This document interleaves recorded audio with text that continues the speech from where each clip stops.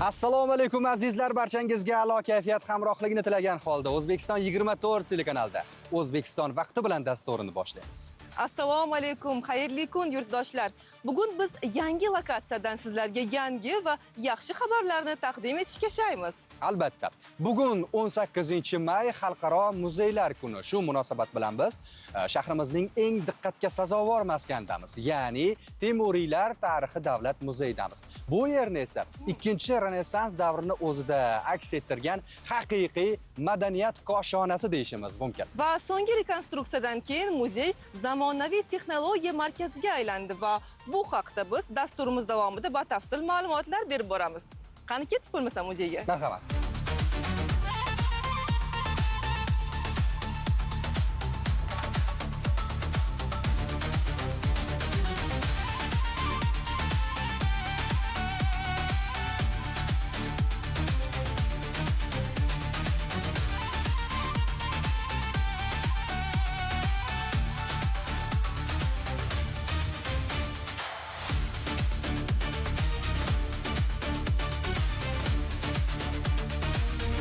Demak, biz hozir Temuriylar tarixi davlat muzeyidagi asosiy zaldamiz, ya'ni asosiy qismdamiz va bu yer Amir Temur hamda uning vorislari davridagi boy madaniy meros, ilm-fan hamda davlatchilik tarixini aks ettirgan muhim qism hisoblanadi. Xaritaga nazar soladigan bo'lsak, bu yerda Amir Temur bobomiz barpo etgan buyuk saltanatning sarhadlari aks ettirilgan.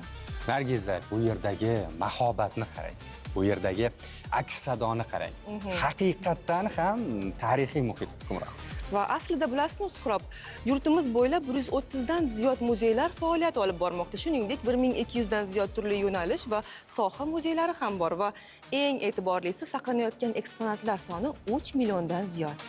Va quvonarli jihati, so'nggi yillarda yurtimizdagi barcha muzeylar xuddi biz turgan maskan kabi yangidan rekonstruksiya qilindi va tubdan yangicha qiyofa kasb etmoqda. Xuddi shunday, yana qariyb 150 yil tarixga ega O'zbekiston tarixi davlat muzeyi ham yaqindagina rekonstruksiyadan so'ng qayta ochildi. Ilk lavhamizda muzeydagi o'zgarishlar bilan birgalikda tanishamiz. Marhamat.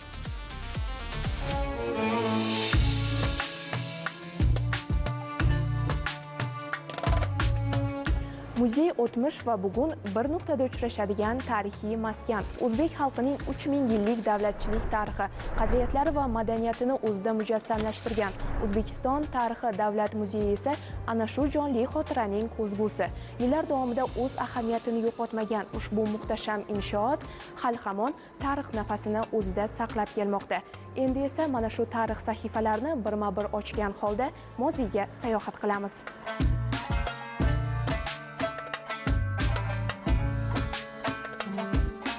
Azaldan poytaxtimizning tashrif qog'ozi vazifasini o'tagan O'zbekiston tarixi davlat muzeyi devorlarida ajdodlar merosi, asrlar davomida shakllangan sivilizatsiya izlari mujassam. 1876-yilda Toshkent muzeyi nomi bilan tashkil etilgan ushbu maskan uzoq vaqt oralig'ida turli nomlar bilan ataldi va nihoyat 1994-yilda O'zbekiston Respublikasi Vazirlar Mahkamasining tegishli qaroriga muvofiq davlat muzeyi maqomini oldi. Shu tariqa u nafaqat mamlakatimiz, balki butun Markaziy Osiyodagi ilk va eng nufuzli muzeylardan biri sifatida tarix sahifalaridan munosib o'rin egalladi. Bugungi kunda muzey ekspozitsiyasida tosh asridan boshlab zamonaviy davrgacha bo'lgan tarixiy taraqqiyotni aks ettiruvchi noyob ashyolar jamlangan. Fond tarkibini arxeologik topilmalar, numizmatik kolleksiyalar, etnografik hamda antropologik yodgorliklar tashkil etadi. Qadimiy kulolchilik va to'qimachilik namunalaridan tortib, tarixiy hujjatlar va san'at asarlarigacha bo'lgan boy meros esa muzey xazinasining yanada salmoqli hamda qimmatli bo'lishiga xizmat qilmoqda.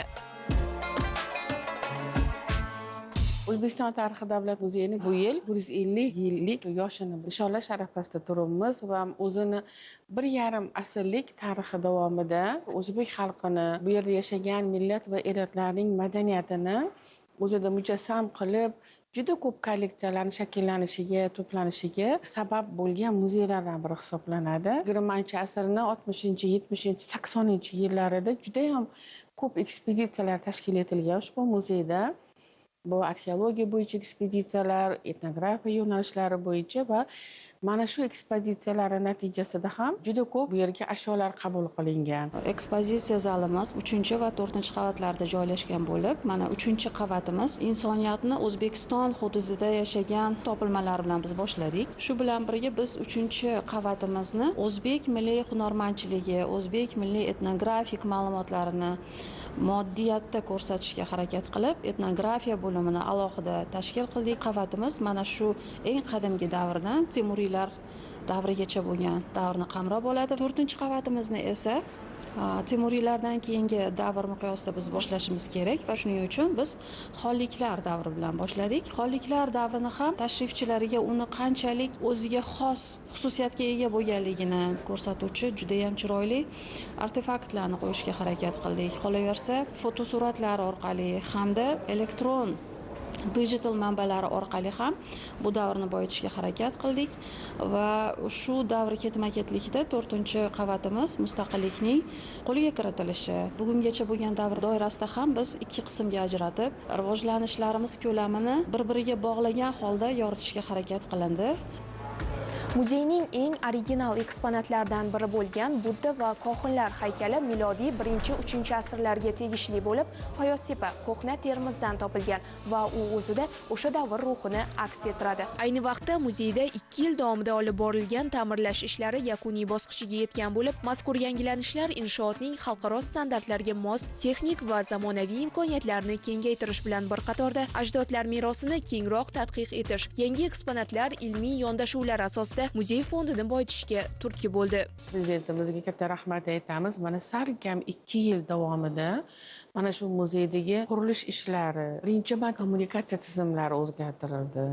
Issiq sovutish tizimlari qaytadan yangilandi. Shu bilan birga mana shu yerga keladigan turistlarga yuqori darajada xizmat ko'rsatish masalalari ham hal etildi. Ya'ni bu yerda ko'zi ojizlar uchun alohida yo'laklar, aravachalar uchun ham maxsus mana shu liftlar tashkil etildi. Bugun mana yangi biz eksponatlarni bu yerga qo'ydik. Tariximizni kam yoritilgan joylarni ko'proq qilib ochib, ko'proq yangiliklarni kiritishga harakat qildik. Amir Temur va Temuriylar davri Renessansi yoki bo'lmasa birinchi Renessans davri, ya'ni uyg'onish davri bo'yicha ham qadamlar muzeyda qo'yildi. Shuningdek, ma'rifat va milliy uyg'onish uchun kurashgan jadidlar xotirasiga bag'ishlangan materiallarning muzey ekspozitsiyasidan joy olishi tarixiy jarayonlar uzviyligini ta'minlab, kuzatuvchilar nigohida bu davrning mazmun mohiyati yanada chuqurroq anglashilishiga zamin yaratadi. Oldinga intilmoq ko'p yaxshidir. Kelajakka qo'l bermoq ko'p foydalidir. Ammo shuni unutmangki, moziga qaytib ish ko'rmoq xayrlidir.